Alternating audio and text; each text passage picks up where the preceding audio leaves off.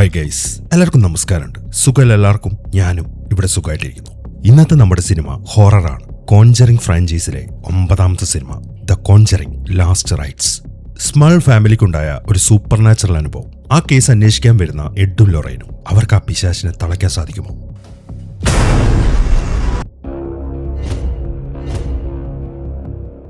ഈ ഒരു കഥ അല്ലെങ്കിൽ ഈ ഒരു പ്രശ്നം തുടങ്ങിയത് 1964 ഒരു ദിവസം രാത്രി വിക്ടോറിയ എന്ന പേരുള്ള ഒരു ലേഡി, ഒരു ചെറുപ്പക്കാരിയാണ്. അവൾ പാരാനോർമൽ ഇൻവെസ്റ്റിഗേറ്റേഴ്സ് ആയ എഡിനെയും ലൊറൈനെയും അവളുടെ ഒരു ആന്റിക് ഷോപ്പിലേക്ക് വിളിച്ചു വരുത്തി അവളുടെ ഒരു ദുരനുഭവത്തെ കുറിച്ച് പറയാൻ. സംഭവം എന്താണെന്ന് വെച്ച് കഴിഞ്ഞാൽ, ഈ വിക്ടോറിയയുടെ അച്ഛന് ഒരു സമയം മുതൽ ആരോ അയാളെ ഫോളോ ചെയ്യുന്ന പോലെ ഒരു ഫീല്. എന്നാൽ അദ്ദേഹത്തിന് ഒന്നിനും കാണാനും സാധിച്ചിരുന്നില്ല.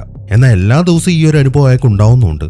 ആദ്യം അയാൾക്ക് ഇതൊരു തോന്നൽ മാത്രമായിരുന്നു. പക്ഷെ പിന്നെ അയാൾക്ക് എന്തൊക്കെയോ ശബ്ദങ്ങൾ കേൾക്കാൻ തുടങ്ങി. ആ കാര്യങ്ങളൊക്കെ അയാൾ ഈ വിക്ടോറിയയുടെ അടുത്ത് പറഞ്ഞിരുന്നു. എന്നാൽ അവൾ അത് വിശ്വസിച്ചില്ല. അതെല്ലാം അച്ഛന്റെ വെറും ഒരു തോന്നലാണ് എന്ന് കരുതി അവൾ അതൊക്കെ വിട്ടുകളഞ്ഞു. അതിന്റെ മെയിൻ കാരണം അയാൾക്ക് പ്രായമായിട്ട് വരികയായിരുന്നു. എന്നാൽ ഒരു ദിവസം അവൾ ഈ ഷോപ്പിലേക്ക് വന്നപ്പോൾ കണ്ട കാഴ്ച, അച്ഛൻ തൂങ്ങി മരിച്ചിരിക്കുകയാണ്. ആദ്യം അവളൊന്ന് നിലവിളിച്ചു, എന്നിട്ട് അച്ഛൻ്റെ അടുത്തേക്ക് ഓടിച്ചെല്ലുകയും ചെയ്തു. പക്ഷെ പിന്നീട് എന്താണ് ചെയ്യേണ്ടത് എന്ന് നമുക്ക് യാതൊരുവിധ ഐഡിയയും ഇല്ല. എന്നാൽ പെട്ടെന്നാണ് കാര്യങ്ങളൊക്കെ മാറി മറിയാൻ തുടങ്ങിയത്. അച്ഛന്റെ അനുഭവങ്ങളൊക്കെ അവൾക്കും വരാൻ തുടങ്ങി. അത് വളരെ സ്ട്രോങ് ആയിട്ടുള്ളൊരു ഫീലായിരുന്നു. ആരോ അവളെ വാച്ച് ചെയ്യുന്നു. മാത്രമല്ല എന്തൊക്കെയോ അപശബ്ദങ്ങൾ അവളുടെ ചെവിയിൽ ഇങ്ങനെ മുഴങ്ങിക്കൊണ്ടേയിരുന്നു. പക്ഷെ തിരിഞ്ഞു നോക്കിയാലോ ഒന്നിനെയും കാണാനും പറ്റുന്നില്ല. ഇങ്ങനെ വല്ലാത്തൊരു അവസ്ഥയായതുകൊണ്ടാണ് വിക്ടോറിയ ഇപ്പോൾ എഡിനെയും ലൊറൈനെയും അങ്ങോട്ട് വിളിപ്പിച്ചത്. അവൾ ഇപ്പൊ അവരോട് പറയുന്നത് ആ കടയ്ക്കകത്തെ സ്റ്റോർ റൂമിനകത്ത് എന്തോ ഉണ്ട്, അത് അവളെങ്ങനെ വിളിച്ചുകൊണ്ടിരിക്കുകയാണെന്നാണ്. അങ്ങനെ കാര്യങ്ങളൊക്കെ വിക്ടോറിയ പറഞ്ഞു കഴിഞ്ഞു. എഡും ലൊറൈനും അതെല്ലാം ഒരു ടേപ്പിൽ റെക്കോർഡ് ചെയ്യുകയും ചെയ്തു. ഇനിയിപ്പോൾ അവർക്ക് ചെയ്യാനുള്ളത് ആ സ്റ്റോർ റൂം ഒന്ന് പരിശോധിക്കണം. അതിനുവേണ്ടി അവർ എഴുന്നേറ്റു. ഈ സമയം ലൊറൈൻ ആണെങ്കിൽ പ്രഗ്നന്റ് ആണ് കേട്ടോ, പൂർണ്ണ ഗർഭിണി. അങ്ങനെ ലൊറൈൻ ഒറ്റയ്ക്കാണ് ആ റൂം പരിശോധിക്കാൻ പോകുന്നത്. അവളുടെ കയ്യിലൊരു കൊന്തയുണ്ട്. ആ റൂമിലായിട്ട് ആദ്യം അവൾ കാണുന്നത് കുറെ പഴയ പാവകളാണ്. പിന്നീട് കുറെ ക്ലോക്കുകളൊക്കെ നിരത്തി വെച്ചിരിക്കുന്ന ഒരു സ്ഥലത്തേക്ക് എത്തി. അതെല്ലാം പരിശോധിച്ച് നടക്കുമ്പോഴാണ് അവൾ അവിടെ മൂടിയിട്ടിരിക്കുന്ന എന്തൊരു സാധനം കാണുന്നത്. അതിൽ തുണി മാറ്റി നോക്കിയപ്പം അത് വലിയൊരു കണ്ണാടിയായിരുന്നു. ആ കണ്ണാടിയിലേക്കൊന്ന് നോക്കിയപ്പോൾ തന്നെ അവൾക്ക് എന്തൊക്കെയോ ഫീൽ ചെയ്യാൻ തുടങ്ങി. അത് വിക്ടോറിയയുടെ അച്ഛന്റെ ആത്മാവാണ് എന്ന കാര്യമൊക്കെ മനസ്സിലായി. അത് മനസ്സിലായപ്പോൾ തന്നെ അവൾ സ്വയം ഒന്ന് അയാളെ പരിചയപ്പെടുത്തി. എന്നിട്ട് അവൾ പറയുന്നത്, ഞാൻ നിങ്ങളെ സഹായിക്കാൻ വന്നാണെന്നാണ്. അവൾ ആ കാര്യം പറഞ്ഞു കഴിഞ്ഞപ്പം അവളുടെ പുറകിലായിട്ട് അയാളുടെ ആ തൂങ്ങി മരിച്ച രൂപം പ്രത്യക്ഷപ്പെട്ടു. പക്ഷെ ആ കണ്ണാടിയിൽ അവളത് കാണുന്നില്ല. പക്ഷെ ആ കണ്ണാടിയിലേക്ക് ഇങ്ങനെ നോക്കി നിൽക്കുമ്പം വിക്ടോറിയയുടെ അച്ഛന്റെ ആത്മാവ് എന്തിനു പേടിക്കുന്നുണ്ട് എന്ന കാര്യമൊക്കെ മനസ്സിലായി. മാത്രമല്ല ആ കണ്ണാടിയിൽ മറ്റെന്തോ കൂടെയുണ്ട് എന്ന കാര്യം കൂടെ ഒക്കെ മനസ്സിലായി. പക്ഷെ ആ സാധനം എന്താണ് എന്നതിനെ കുറിച്ചൊരു ഐഡിയ അവൾക്ക് കിട്ടുന്നില്ല. പെട്ടെന്നാണ് ഒരു ശബ്ദം കേട്ട് അവൾ പുറകിലേക്ക് തിരിഞ്ഞു നോക്കുന്നത്. എന്നാൽ ഈ സമയം അവിടെ തൂങ്ങി നിൽക്കുന്ന ആ ബോഡിയാണെങ്കിൽ അപ്രത്യക്ഷമാവുകയും ചെയ്തു. മാത്രമല്ല അവൾ നോക്കിയിട്ട് അവിടെ ഒന്നിനെയും കാണുന്നുമില്ല. അങ്ങനെ അവൾ പിന്നെയും ആ കണ്ണാടിയിലേക്ക് നോക്കി. എന്താ നീ പുറത്തു വരാത്തത്? അത്രയും ചോദിച്ചുകൊണ്ട് അവൾ ആ കണ്ണാടിയിൽ പതുക്കെ ഒന്ന് തൊട്ടു. എന്നാൽ തൊട്ടതും അവിടെ ഒരു ക്രാക്ക് വീണു. അതിനെ തുറന്ന് അവൾ കൈ വലിച്ചു കഴിഞ്ഞപ്പം അവളെ കണ്ട ആ കാഴ്ച അവളെ ശരിക്കും ഞെട്ടിച്ചു കളഞ്ഞു. കണ്ണാടിയിൽ കാണുന്ന അവളുടെ പ്രതിബിംബത്തിന് ഒരു ഭാവമാറ്റം. അതിപ്പോ അവളെ നോക്കിയിട്ട് വല്ലാത്തൊരു ചിരിയിരിച്ചു. അതോടുകൂടെ ലൊറൈൻ എന്തൊക്കെയോ വിഷൻസും വരാൻ തുടങ്ങി. ആ വിഷനിൽ അവൾ അവളുടെ വയറ്റിൽ കിടക്കുന്ന കുഞ്ഞിനെയും കണ്ടു. പെട്ടെന്നാണ് അവൾക്ക് ഡെലിവറി പെയിൻ വരുന്നത്.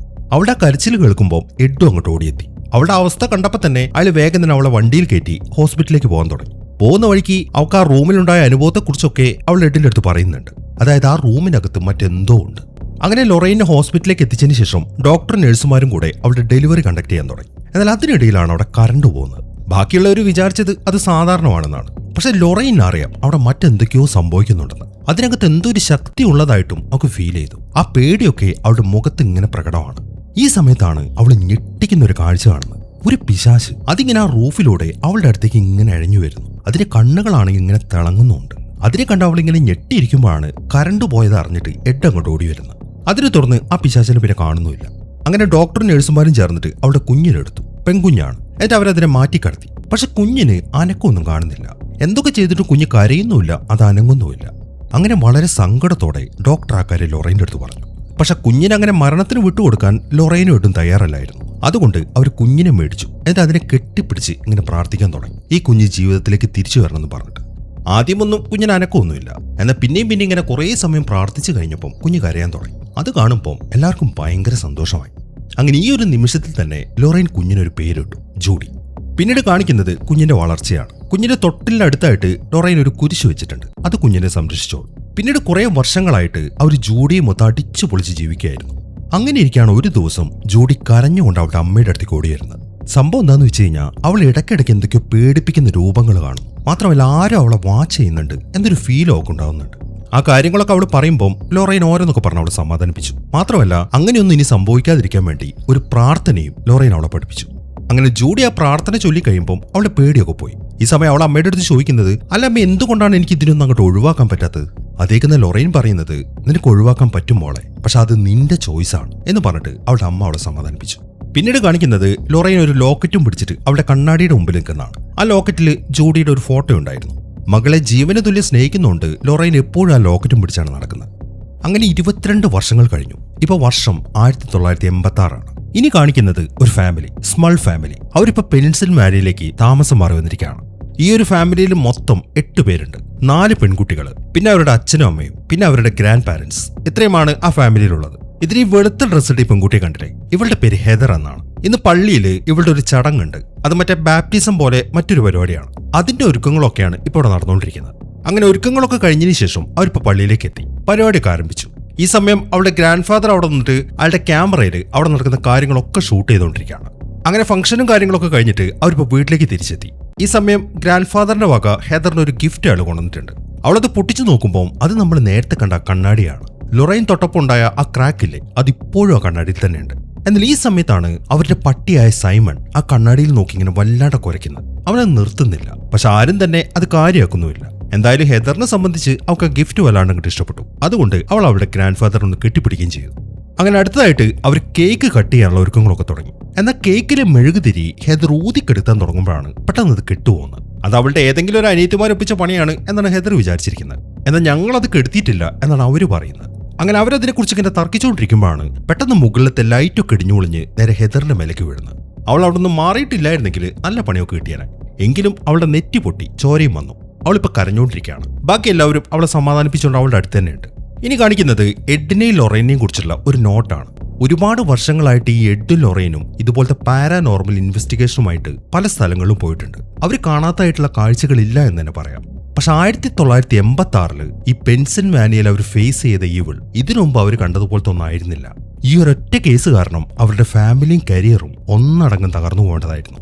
അതെ, ഒരു യഥാർത്ഥ സംഭവ കഥയാണ് നമ്മളിനി കാണാൻ പോകുന്നത്. The conjuring last rights. ഇനി കാണിക്കുന്നത് എഡും ലൊറൈനും കുറച്ച് കുട്ടികൾക്ക് വേണ്ടി അവർ ഇതുവരെ നടത്തിയ കേസുകളെ കുറിച്ച് ക്ലാസ് എടുക്കുന്നതാണ്.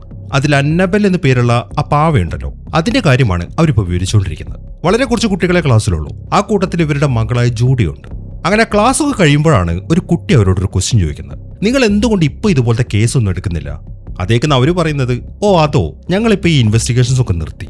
ജീവിതത്തിൽ വേറെയുണ്ടല്ലോ കാര്യങ്ങൾ, ഇപ്പൊ അതിൽ കോൺസെൻട്രേറ്റ് ചെയ്യാനാണ് ഞങ്ങൾ തീരുമാനിച്ചിരിക്കുന്നത് എന്ന് പറഞ്ഞിട്ട് അവർ ആ ക്ലാസ് ഒക്കെ അവസാനിപ്പിച്ചു. അങ്ങനെ സമയം രാത്രി എഡും ഫാമിലിയും ഇപ്പോൾ റെസ്റ്റോറൻറ്റിലിരിക്കുകയാണ്. അങ്ങനെ അവിടെ ഇരുന്ന് സംസാരിക്കുന്നതിന്റെ ഇടയിലാണ് എന്തോ ഒരു സംശയം തോന്നി ലൊറൈൻ പുറകിലേക്ക് നോക്കുന്നത്. ആരും അവളെ വാച്ച് ചെയ്യുന്ന പോലെ അവൾക്കൊരു ഫീല്. പക്ഷെ പുറകിലേക്ക് നോക്കിയപ്പം ആരെയും അവളെ കാണുന്നില്ല. എന്നാൽ പിന്നീട് അവള് ജൂഡിയെ നോക്കുമ്പോൾ ലൊറൈൻ അവൾക്ക് പഠിപ്പിച്ചു കൊടുത്ത ഒരു പ്രാർത്ഥനയുണ്ടല്ലോ, എന്തെങ്കിലും കാണുകയോ കേൾക്കുകയോ ചെയ്യുകയാണെങ്കിൽ ഈ പ്രാർത്ഥന ചൊല്ലിയാൽ മതി എന്നും പറഞ്ഞിട്ട് അവളിപ്പോൾ ആ പ്രാർത്ഥന ഇങ്ങനെ ഉരുവിട്ടുകൊണ്ടിരിക്കുകയാണ്. അതിൽ നിന്നും തനിക്കുണ്ടായ അതേ ഫീൽ ജൂഡിക്ക് ഉണ്ടായിട്ടുണ്ട് എന്ന കാര്യമൊക്കെ മനസ്സിലായി. അതുകൊണ്ട് ലൊറൈൻ ഇപ്പോൾ ജൂഡിയുടെ കയ്യിലൊന്നും തൊട്ടു. അമ്മ അവളുടെ കയ്യിൽ തൊട്ടപ്പോഴാണ് അവൾക്കൊന്ന് ആശ്വാസം വന്നത്. എന്നാൽ പെട്ടെന്നാണ് ജൂഡിയുടെ തോളിലായിട്ട് ഒരു പിശാചിന്റെ കൈ അവള് കാണുന്നത്.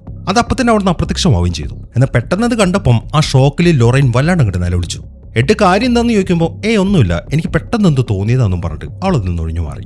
അങ്ങനെ പിറ്റേ ദിവസമായി ഹെദറിന്റെ അമ്മയായ ജാനറ്റ് ഇപ്പോൾ കുട്ടികളുടെ റൂമിലേക്ക് വന്ന് മുഷിഞ്ഞ തുണികളൊക്കെ വാഷ് ചെയ്യാൻ വേണ്ടി എടുത്തുകൊണ്ടിരിക്കുകയാണ്. അതിനിടയിലാണ് ആ കണ്ണാടി അവരവിടെ ശ്രദ്ധിക്കുന്നത്. കുറച്ചു സമയം അവർ ആ കണ്ണാടിയിലേക്ക് തന്നെ അങ്ങനെ നോക്കിയിരുന്നു. എന്നാൽ പെട്ടെന്നാണ് അവിടെ താഴെ കിടക്കുന്ന ഒരു പാവ ഒച്ചയുണ്ടാക്കുന്നത്. പെട്ടെന്ന് അതിന്റെ ശബ്ദം കേട്ടപ്പോൾ ജാനറ്റ് ശരിക്കും ഞെട്ടിപ്പോയി. ഇതാരാണ് ഇതിനിവിടെ കൊണ്ടുവച്ചെന്നും പറഞ്ഞിട്ട് അവൾ അതിനെടുത്ത് മാറ്റി. എന്നിട്ട് അവൾ അലക്കാൻ വേണ്ടി നേരെ ബേസ്മെന്റിലേക്ക് പോയി. അവിടെയാണ് വാഷിംഗ് മെഷീനൊക്കെ സെറ്റ് ചെയ്തിരിക്കുന്നത്. അങ്ങനെ അലക്കിക്കൊണ്ടിരിക്കുമ്പോഴാണ് ആ ചുമരിന്റെ ഭാഗത്തു നിന്നൊരു ശബ്ദം കേൾക്കുന്നത്. അപ്പൊ അവിടെ ലൈറ്റ് ഇട്ടിട്ടില്ല. എന്നാൽ ജാനറ്റ് അങ്ങോട്ട് നോക്കുമ്പോൾ ആ ചുമരിന്റെ അടുത്തായിട്ട് ഒരു ഭീകര രൂപം നിൽക്കുന്നു. അതുകൊണ്ട് പേടിക്കുന്ന അവൾ വേഗം ചെന്നിട്ട് ലൈറ്റ് ഇട്ടു. എന്നാൽ ലൈറ്റ് ഇട്ട് നോക്കിയപ്പം അവിടെ ചുമരിലായിട്ട് ഒരു പെയിന്റിംഗ് ആണ് വെച്ചിരിക്കുന്നത്. പക്ഷെ ആ പെയിന്റിങ്ങിനും അവൾ നേരത്തെ കണ്ട രൂപത്തിനും ഒരു സാമ്യമില്ല. ഒരുപക്ഷെ തനിക്ക് തോന്നിയതായിരിക്കും എന്നാണ് അവൾ വിചാരിച്ചത്. അങ്ങനെ അലക്കൊക്കെ കഴിഞ്ഞ് അവളിപ്പോൾ നേരെ കിച്ചണിലേക്ക് ചെന്ന് ആരും ഫോണിൽ സംസാരിച്ചുകൊണ്ട് നിൽക്കുകയാണ്. ലാൻഡ് ലൈൻ ആണ്. ഈ സമയം അവളുടെ 2 മക്കൾ അവിടെ ഓടിക്കളിക്കുന്നുണ്ട്. അങ്ങനെ കുറച്ച് സമയം കിച്ചണിൽ കളിച്ചതിന് ശേഷം മക്കൾ വെളിയിലേക്ക് പോയി. ഈ സമയം ജാനറ്റ് ആണെങ്കിൽ അവിടെ ഫോണിൽ സംസാരിച്ചുകൊണ്ട് നിൽക്കുന്നുണ്ട്.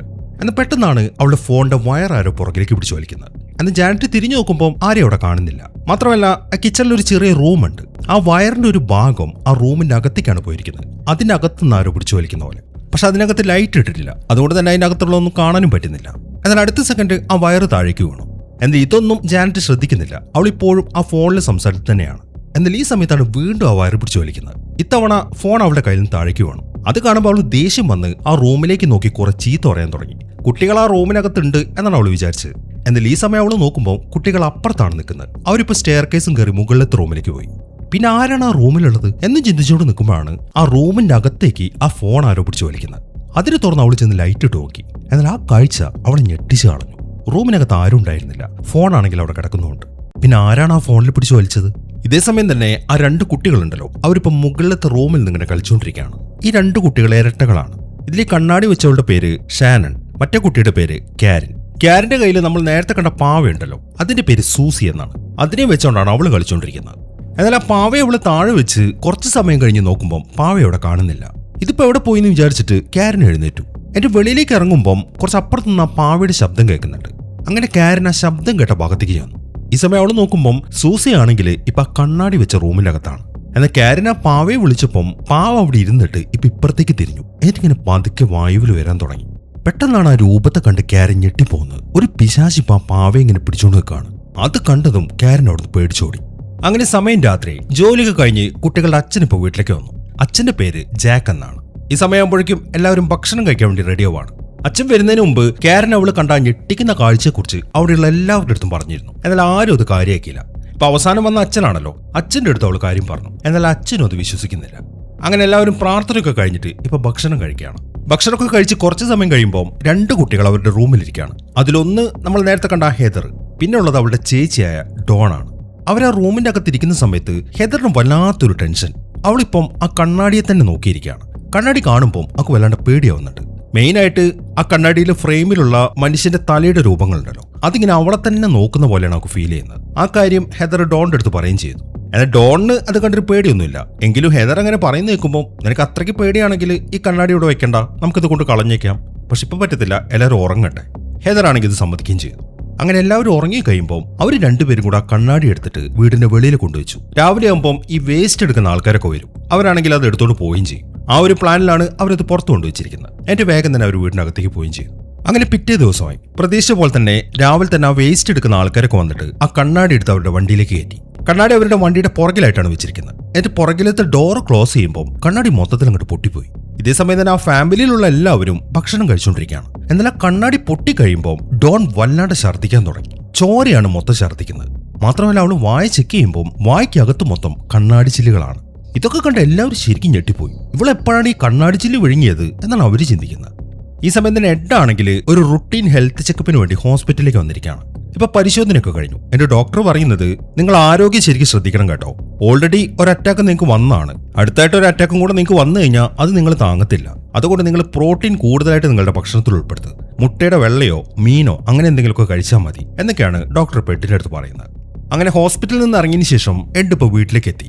ഇന്ന് എഡിന്റെ ബർത്ത്ഡേ ആണ്. അതുകൊണ്ട് ഒരു പാർട്ടി അവിടെ അറേഞ്ച് ചെയ്തിട്ടുണ്ട്. കുറച്ച് സമയം കഴിയുമ്പോൾ ജൂഡി അങ്ങോട്ട് എത്തി. അവൾ അവളുടെ ബോയ് ഫ്രണ്ടിന്റെ കൂടെയാണ് താമസിക്കുന്നത്. ഇപ്പൊ അവനെയും വിളിച്ചോണ്ടാണ് അവൾ അങ്ങോട്ട് വന്നിരിക്കുന്നത്. ഇവന്റെ പേര് ടോണി. ടോണി ആണെങ്കിൽ വല്ലാത്തൊരു ടെൻഷനിലാണ്. കാരണം ആദ്യമായിട്ടാണ് അവൻ ഇവളുടെ പാരന്റ്സിനെ മീറ്റ് ചെയ്യാൻ പോകുന്നത്. അങ്ങനെ വീട്ടിലേക്ക് കയറിയതിനു ശേഷം ജൂഡി ടോണി അവളുടെ പാരന്റ്സിനെ പരിചയപ്പെടുത്തി. അവർക്കും ടോണിയെ ഭയങ്കരമായിട്ട് ഇഷ്ടപ്പെട്ടു. അതുകൊണ്ട് തന്നെ ടോണിക്ക് ശരിക്കും സമാധാനമായി. അങ്ങനെ അവരെ പരിചയപ്പെടുത്തിയതിനു ശേഷം ജൂഡി ടോണിയെ അടുത്തായിട്ട് പരിചയപ്പെടുത്തി കൊടുക്കുന്നത് ഇവരുടെ പള്ളിയിലെ ഫാദറിനാണ്. ഇയാളുടെ പേര് ഗോർഡൻ. ഇവളുടെ പാരന്റ്സിന്റെ ഈ പാരാനോർമൽ ഇൻവെസ്റ്റിഗേഷൻസ് ഉണ്ടല്ലോ, അതിൽ ഈ ഫാദറും ഹെൽപ്പ് ചെയ്യുന്നുണ്ട്. അങ്ങനെ അവിടെ നിന്ന് കുറച്ച് സമയം സംസാരിച്ചതിന് ശേഷം ജൂഡി മാത്രം ഇപ്പൊ അവളുടെ പഴയ റൂമിലേക്ക് വന്നു. എന്നിട്ട് വളരെ കൗതുകത്തോടെ അവളുടെ കുട്ടിക്കാലത്തെ സാധനങ്ങളൊക്കെ അവൾ ചെക്ക് ചെയ്തുകൊണ്ടിരിക്കുകയാണ്. അതിനിടയിലാണ് ആ റൂമിനകത്ത് ഇരുട്ട് വരക്കുന്നത്. മാത്രമല്ല പിന്നീട് അവൾ അവിടുത്തെ കണ്ണാടിയിൽ നോക്കുമ്പോൾ അവളുടെ പുറകിലുള്ള കസേരയിലായിട്ട് ആ അന്നബൽ എന്ന് പറഞ്ഞ പാവിയിരിക്കുന്നു. അതിങ്ങനെ അവളെ വല്ലാത്തൊരു നോട്ടം നോക്കി ആ കസേരയിൽ ഇരുന്നിങ്ങനെ ആടുകയാണ്. അത് കണ്ടതൊക്കെ പേടിയാവാൻ തുടങ്ങി. എന്നാൽ പേടിച്ചിട്ട് കാര്യമില്ലല്ലോ. അവൾ എന്തെന്ന് വെച്ച് കഴിഞ്ഞാൽ അവളുടെ അമ്മ പഠിപ്പിച്ചു കൊടുത്ത ആ പ്രാർത്ഥന ചൊല്ലാൻ തുടങ്ങി. കുറെ സമയം അത് ചൊല്ലിക്കഴിയുമ്പോൾ പാവയാണെങ്കിൽ അപ്രത്യക്ഷമാവുകയും ചെയ്തു. ഇതേ സമയം തന്നെ ടോണി നേരെ പോയിരിക്കുന്നത് ജൂഡിയുടെ അച്ഛന്റെ അമ്മയുടെ അടുത്തേക്കാണ്. എന്നിട്ട് അവൻ അവർക്ക് റിങ് കാണിച്ചു കൊടുത്തു. എന്നിട്ട് അവൻ പറയുന്നത് നിങ്ങളുടെ മകളെ പരിചയപ്പെട്ട പിറ്റേ ദിവസം ഞാൻ വാങ്ങി വെച്ചതാണ് ഈ റിങ്. ഞങ്ങൾ തമ്മിൽ 6 മാസത്തെ പരിചയമുള്ളൂ. എങ്കിലും ഞാൻ അവളെ പ്രൊപ്പോസ് ചെയ്യാൻ പോവാണ്. അതിന് നിങ്ങൾ എന്നെ അനുഗ്രഹിക്കണം. ഈ ഒരു കാര്യമാണ് അവനിപ്പോ മോതിരം കാണിച്ചു കൊടുത്തിട്ട് പറയുന്നത്. അതേക്കും അവർക്ക് ഭയങ്കര സന്തോഷമായി. എങ്കിൽ എഡ് പറയുന്നത് നിങ്ങൾ തമ്മിൽ 6 മാസത്തെ പരിചയമല്ലേ ഉള്ളൂ, കുറച്ചും കൂടെ കഴിഞ്ഞിട്ടൊക്കെ പോരെ ഇതെന്നാണ്. ടോണി ആണെങ്കിൽ അത് സമ്മതിക്കുകയും ചെയ്തു. എന്നാൽ ഈ സമയത്താണ് അവർ തീരെ പ്രതീക്ഷിക്കാതെ ജൂഡി അങ്ങോട്ട് വരുന്നത്. അവൾ അങ്ങോട്ട് കയറി വരുന്ന കാണുമ്പോൾ അവൻ ആ റിങ് മാറ്റാൻ ശ്രമിക്കുന്നുണ്ടെങ്കിലും അവളത് കണ്ടു. അവൻ തന്നെ പ്രൊപ്പോസ് ചെയ്യാനാണ് വന്നിരിക്കുന്നതെന്ന് അറിയുമ്പോൾ അവൾക്ക് ഭയങ്കര സന്തോഷമായി. എനിക്ക് സമ്മതമാണെന്നും പറഞ്ഞിട്ട് അവൾ കൈ നീട്ടി. ഇനിയിപ്പോൾ വേറെ ഒന്നും ചെയ്യാനില്ല. അതുകൊണ്ട് അവളുടെ അച്ഛൻ്റെ അമ്മയുടെ മുമ്പിൽ വെച്ചിട്ട് തന്നെ അവൾ ആ റിങ് അവൾക്ക് ഇട്ട് കൊടുക്കുകയാണ്. അത് കാണുമ്പോൾ അവർക്കും ഭയങ്കര സന്തോഷമായി. അങ്ങനെ സമയം രാത്രി പാർട്ടിയൊക്കെ കഴിഞ്ഞിട്ട് എല്ലാവരും അവിടെ നിന്ന് പോയി. ഇപ്പൊ ഫാദർ അവിടെ നിന്ന് പോകാൻ തുടങ്ങുമ്പോഴാണ് പുള്ളി ഇപ്പൊ എഡിന്റെയും ലൊറൈൻ്റെ അടുത്തൊരു കാര്യം പറയുന്നത്. എനിക്ക് ചില കേസുമായി ബന്ധപ്പെട്ട് 2-3 കോളുകൾ വന്നിട്ടുണ്ടായിരുന്നു. ഞാൻ നിങ്ങളുടെ നമ്പർ കൊടുത്തോട്ടെ. ഫാദർ അത് പറയുമ്പോൾ എഡിന് അത് സമ്മതമായിരുന്നു. പക്ഷെ ലൊറൈൻ സമ്മതിക്കുന്നില്ല. അവള് പറയുന്നത്, നോക്കൂ ഫാദർ, നിങ്ങൾക്ക് അറിയാലോ ഞങ്ങൾ ആ പരിപാടിയൊക്കെ നിർത്തിയതാണ്. ഇപ്പൊ ഞങ്ങളുടെ മകളാണ് ഞങ്ങളുടെ ലോകം. അതുകൊണ്ട് ഇനി ഈ ഇൻവെസ്റ്റിഗേഷൻ ഞങ്ങളില്ല എന്നാണ് ലൊറൈൻ പറയുന്നത്. ഫാദർ ആണെങ്കിൽ അത് സമ്മതിക്കുകയും ചെയ്തു. അങ്ങനെ കുറച്ച് സമയം കഴിഞ്ഞു. ഹെദറിന്റെ ഫാമിലിയിൽ എല്ലാവരും ഇപ്പൊ ഭക്ഷണം കഴിക്കാതിരിക്കുകയാണ്. ഡോൺ അവിടെ ഇരിക്കുന്നുണ്ട്. ഇപ്പം അവൾക്ക് കുഴപ്പമൊന്നുമില്ല. എങ്കിലും അവൾ വല്ലാത്ത പേടിയിലാണ്. മാത്രമല്ല അവൾ കരയുന്നുണ്ട്. നമുക്ക് എല്ലാവർക്കും ഇവിടുന്ന് മാറി താമസിക്കാം, ഏതെങ്കിലും ഹോട്ടലിലേക്ക് പോവാം, ഈ വീട് ഹോണ്ടഡ് ആണ് എന്നൊക്കെയാണ് അവള് പറയുന്നത്. പക്ഷെ ഇവർ 8 പേരുണ്ടല്ലോ, ഇവർക്ക് എല്ലാവർക്കും കൂടെ ഒരു ഹോട്ടൽ റൂം എടുക്കാന്ന് പറഞ്ഞു കഴിഞ്ഞാൽ അത് ഇവരെ കൊണ്ട് താങ്ങത്തില്ല.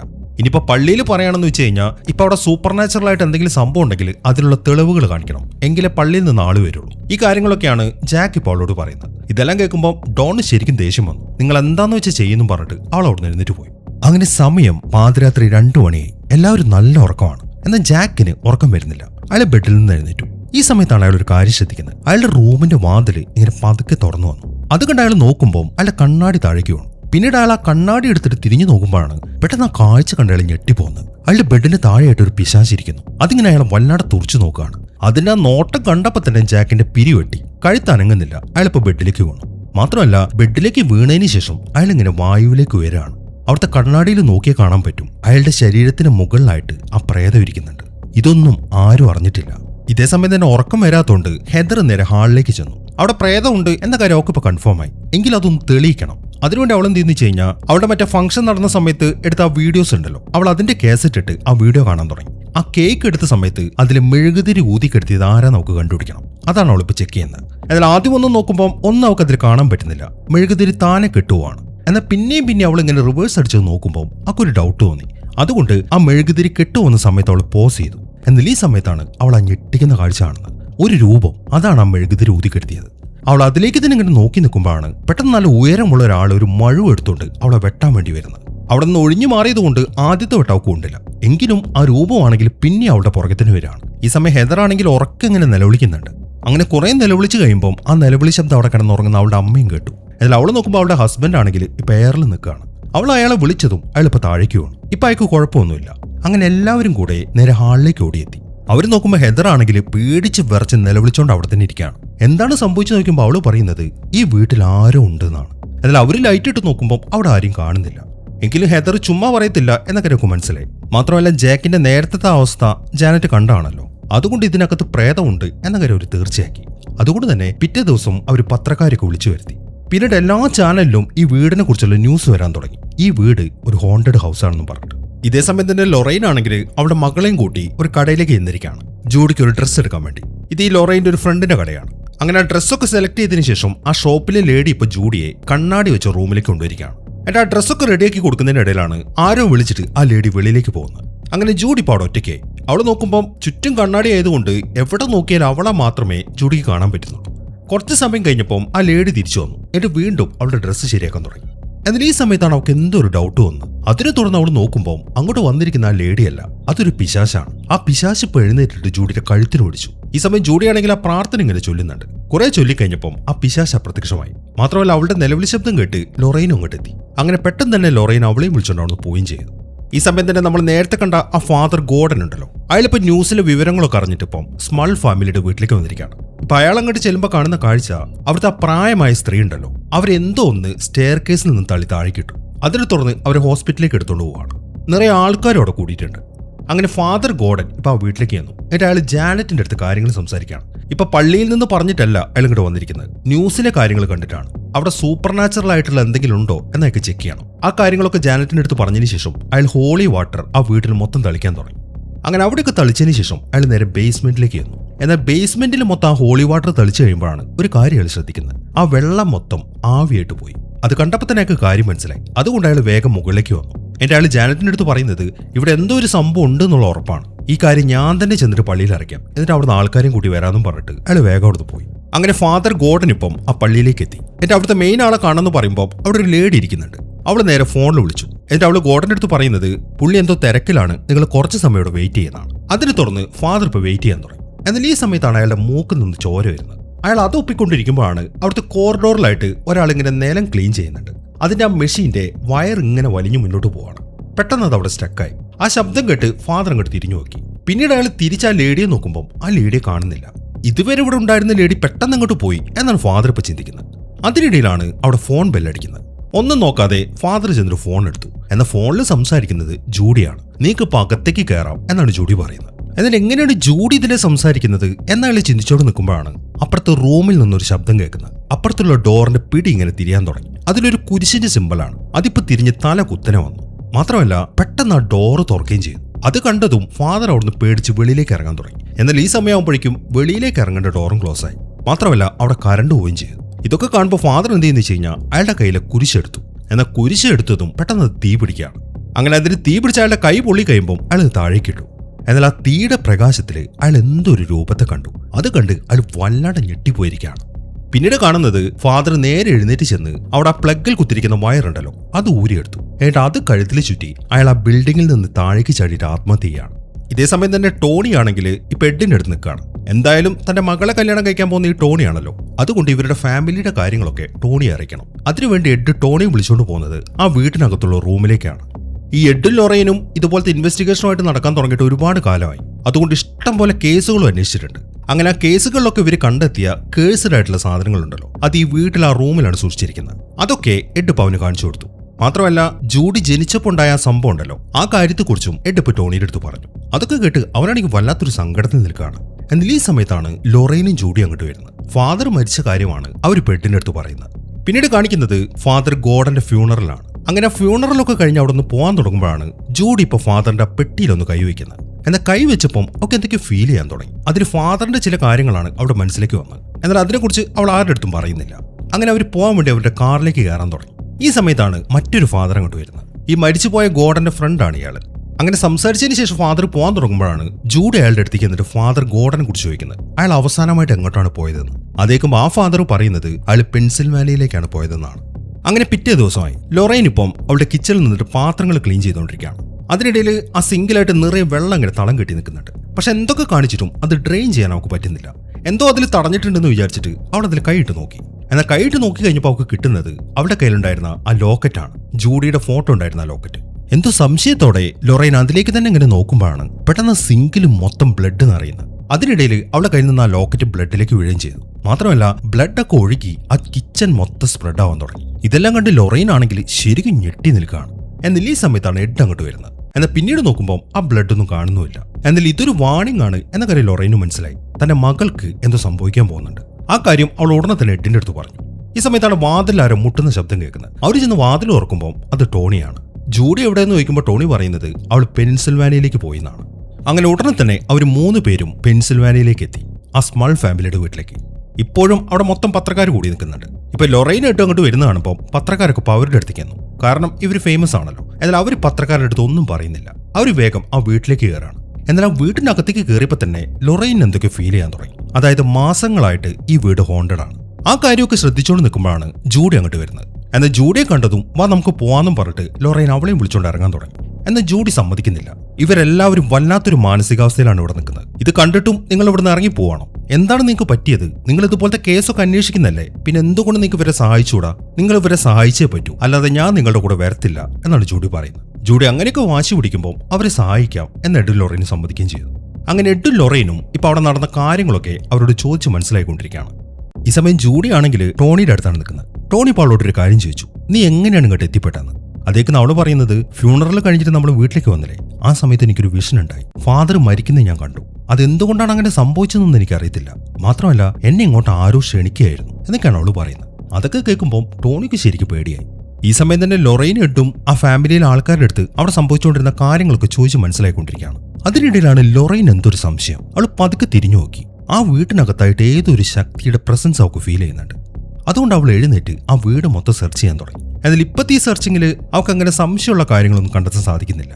അങ്ങനെ കുറച്ച് സമയം കഴിഞ്ഞു. കാര്യങ്ങളൊക്കെ ചോദിച്ച് മനസ്സിലാക്കിയതിന് ശേഷം എഡ് ഇപ്പം അവിടുത്തെ ഫാമിലിയിലെ ആൾക്കാർക്ക് കഴിക്കാൻ വേണ്ടി പാൻ കേക്ക് കുക്ക് ചെയ്തുകൊണ്ടിരിക്കുകയാണ്. ടോണി അവൻ്റെ അടുത്ത് നിൽക്കുന്നുണ്ട്. ഈ സമയം ടോണി കാര്യങ്ങളൊക്കെ എഡിന്റെ അടുത്ത് ചോദിച്ച് മനസ്സിലായിക്കൊണ്ടിരിക്കുകയാണ്. അതായത് ഈ പ്രേതങ്ങളെ കുറിച്ചൊക്കെ.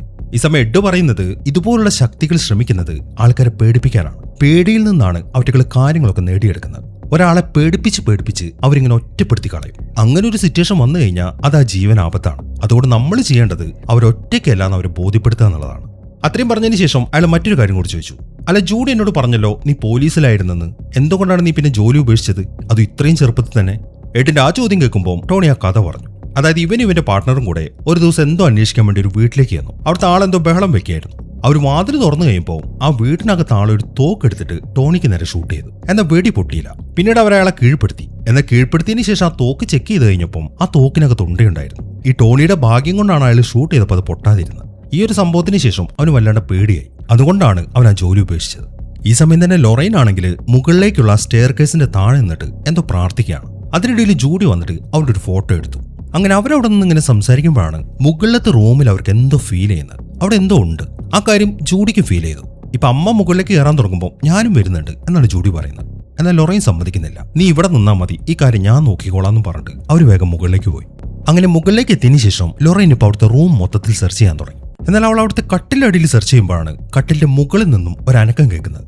അവൾ നോക്കുമ്പോൾ ആ കട്ടിലിന്റെ പുതപ്പിന്റെ അടിയിൽ ആരോ ഉണ്ട്. അതിന്റെ കൈ അവൾ കണ്ടു. എന്നാൽ അടുത്ത സെക്കൻഡിൽ ആ കൈ അപ്രത്യക്ഷമാവുകയും ചെയ്തു. ഇതൊക്കെ കണ്ട് സംശയിച്ച് നിൽക്കുമ്പോഴാണ് അവളുടെ പുറകിലൂടെ ഒരു രൂപം അങ്ങോട്ട് പോകുന്നത്. അത് അവൾ ശ്രദ്ധിച്ചു.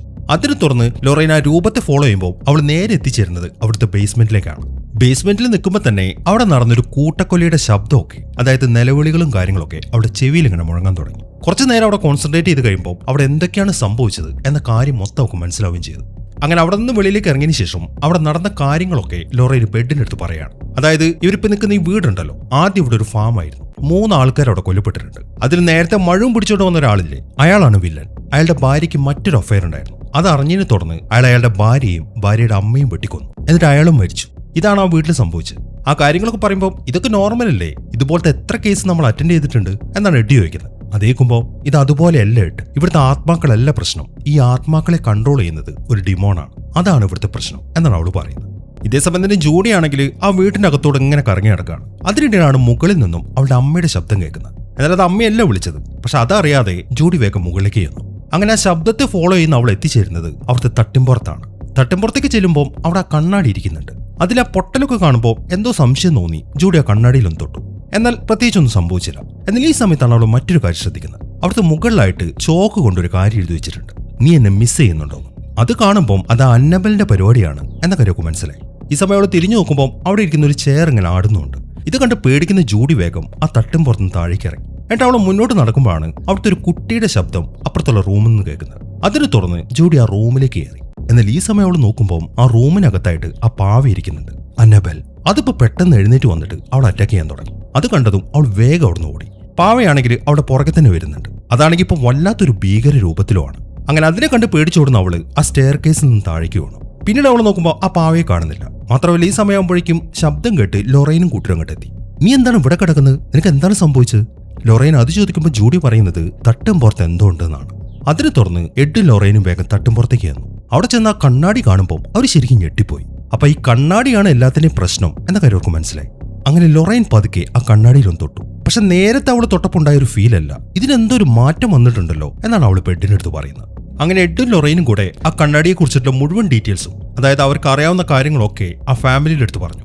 ആദ്യമായിട്ട് അവർ ആ കണ്ണാടി കണ്ട കാര്യവും അതിനുശേഷം ജൂഡി ജനിച്ചപ്പോണ്ടായ കാര്യങ്ങളൊക്കെ. ഇനിയിപ്പം അവരുടെ മുമ്പിൽ ആകെ ഒരൊറ്റ വഴിയുള്ളൂ, ആ കണ്ണാടി അവിടുന്ന് മാറ്റണം. അതും എഡിന്റെ വീട്ടിൽ ആ സാധനങ്ങളൊക്കെ സൂക്ഷിച്ചു വെച്ചിരിക്കുന്ന ആ റൂമുണ്ടല്ലോ അതിനകത്തേക്ക്. എന്നാൽ ഇവിടെ നിന്ന് ഒരുപാട് ദൂരം ആ വീട്ടിലേക്കുണ്ട്. പക്ഷേ ആ കണ്ണാടി ഇവിടുന്ന് കൊണ്ടുപോകാന്നല്ലാതെ അവരുടെ മുമ്പിൽ മറ്റൊരു മാർഗ്ഗമില്ല.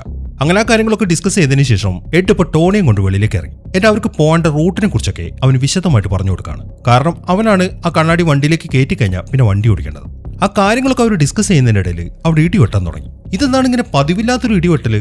ടോണി അത് ചോദിക്കുമ്പോൾ എഡ് പറയുന്നത് അത് തന്നെയാണ് ഞാനും ആലോചിക്കുന്നത്. ലൊറൈൻ പറഞ്ഞത് കറക്റ്റാണ്, കാര്യങ്ങളൊക്കെ വളരെ വ്യത്യസ്തമായിട്ടാണ് എനിക്ക് ഫീൽ ചെയ്യുന്നത് എന്നാണ് എഡ് പറയുന്നത്. ഇതേസമയം തന്നെ ജൂഡിക്കാണെങ്കിൽ വല്ലാണ്ട് പനിക്കാൻ തുടങ്ങി. അതുകൊണ്ട് ലൊറൈൻ അവളെ അവിടുത്തെ ഒരു ബെഡിൽ കിടത്തിയിരിക്കുകയാണ്. അവൾക്കാണെങ്കിൽ തീരെ വയ്യ. ഈ സമയം ആ ഇടി വെട്ടുന്നത് ലൊറൈനും ശ്രദ്ധിക്കുന്നുണ്ട്. അതിൽ നിന്ന് അവൾക്ക് എന്തോ പന്തികേട് ഫീൽ ചെയ്യാൻ തുടങ്ങി.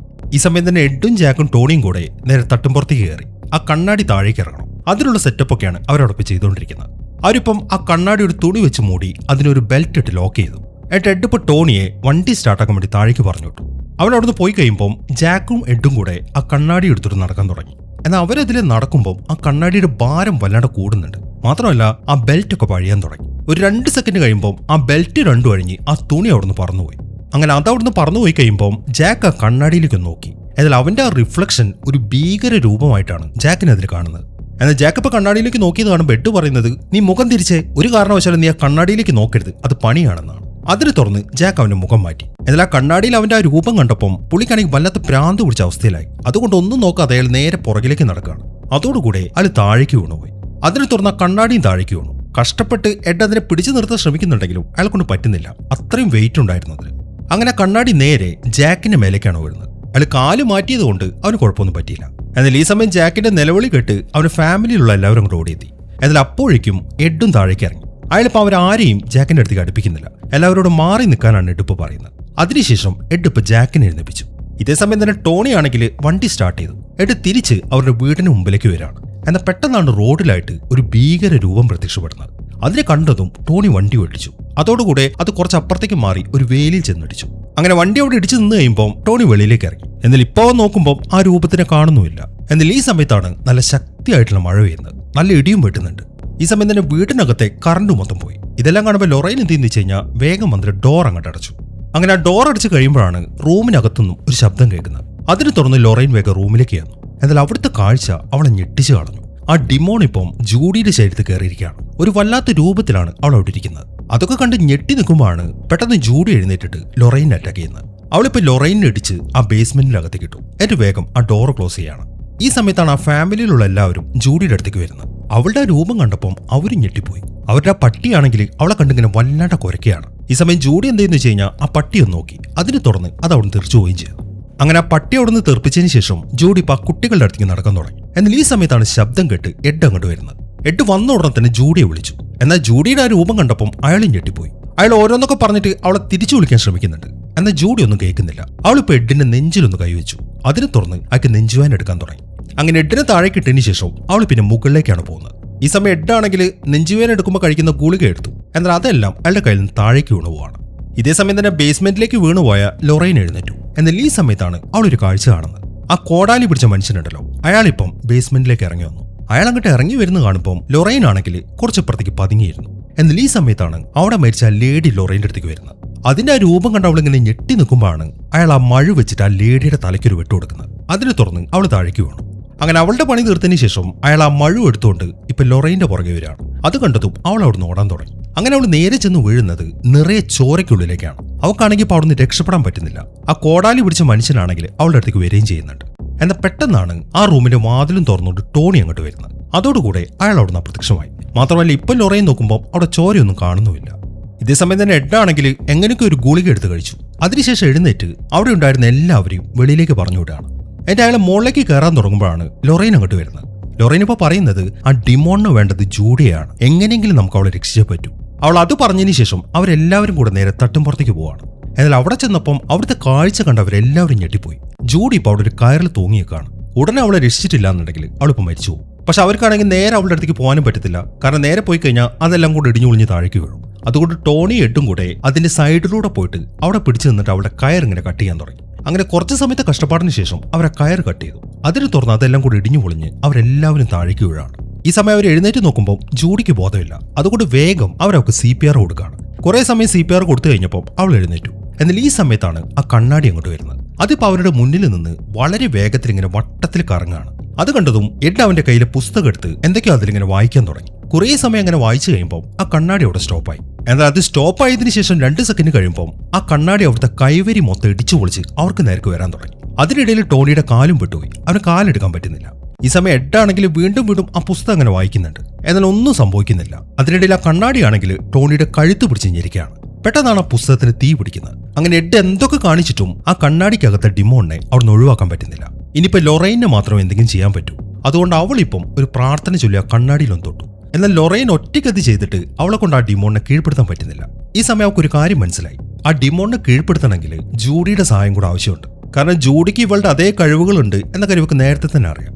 അങ്ങനെ ലൊറൈൻ ഇപ്പൊ ജൂഡിയെ പറഞ്ഞ് കൺവിൻസ് ചെയ്തു, ഒരു കാരണവശാലും നീ പേടിക്കരുതെന്ന്. അതിനുശേഷം അവർ 2 പേരും കൂടെ ആ കണ്ണാടിക്കകത്തേക്ക് കൈവയ്ക്കാണ്. എന്നിട്ട് അവരിങ്ങനെ തള്ളാൻ തുടങ്ങി. ഈ സമയം ഇതെല്ലാം നടക്കുമ്പോൾ ആ കണ്ണാടിയിലായിട്ട് ഇവരുടെ എല്ലാവരുടെയും റിഫ്ലക്ഷൻ കാണുന്നുണ്ട്. എല്ലാത്തിനും ഒരു ഭീകര രൂപമാണ്. അങ്ങനെ കുറെ സമയം കഷ്ടപ്പെട്ട് ആ കണ്ണാടിയിൽ ഇങ്ങനെ തള്ളിക്കൊണ്ടിരിക്കുമ്പോൾ ആ കണ്ണാടിയിൽ ക്രാക്ക് വീഴാൻ തുടങ്ങി. അതിന് തുറന്ന് അത് പൊട്ടിത്തെറിക്കുകയും ചെയ്തു. ഈ പൊട്ടിത്തെറിയും കാര്യങ്ങളൊക്കെ പുറത്തു നിന്നുകൊണ്ട് ആ ഫാമിലിയിലുള്ള എല്ലാവരും കാണുന്നുണ്ട്. എല്ലാവരും ശരിക്കും പേടിച്ച് വിറച്ചു നിൽക്കുകയാണ്. അങ്ങനെ കാര്യങ്ങളൊക്കെ നല്ല രീതിയിൽ അവസാനിച്ചു. പിറ്റേ ദിവസം രാവിലെ തന്നെ എല്ലാവരോടും യാത്ര പറഞ്ഞതിന് ശേഷം എഡ് ഫാമിലി അവിടെ പോയി. അങ്ങനെ ഈ ഒരു സംഭവത്തിന് ശേഷം ഈ സ്മൾ ഫാമിലി ഒരു 3 വർഷം കൂടെ ആ വീട്ടിൽ താമസിച്ചിട്ടുണ്ടായിരുന്നു. യാതൊരുവിധ പ്രശ്നങ്ങളും അവർക്ക് ഉണ്ടായിരുന്നില്ല. ആ കണ്ണാടിയുടെ കാര്യം പറയുകയാണെങ്കിൽ എഡ് അതിപ്പം അവന്റെ വീട്ടിലേക്ക് കൊണ്ടുപോയി. എഡ് ആ റൂമിനകത്താണ് അത് വെച്ചിരിക്കുന്നത്.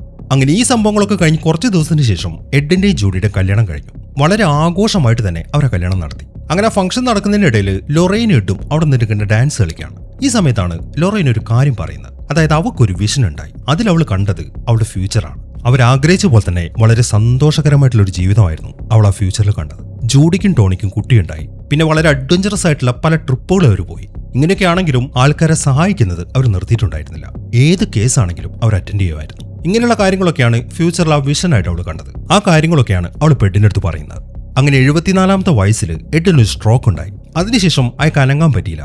എങ്കിലും ലൊറൈൻ അയാളുടെ കൂടെ തന്നെ ഉണ്ടായിരുന്നു. അങ്ങനെ ആ സംഭവം കഴിഞ്ഞ് 5 വർഷത്തിന് ശേഷം എഡ് മരിച്ചു. പിന്നീട് ലൊറൈൻ ഒറ്റയ്ക്കാണ് താമസിച്ചത്. അവൾ പിന്നീട് കല്യാണമൊന്നും കഴിച്ചില്ല. അങ്ങനെ 92ാമത്തെ വയസ്സിൽ അവളുടെ വീട്ടിൽ വെച്ചിട്ട് തന്നെ ലൊറൈനും മരിച്ചു.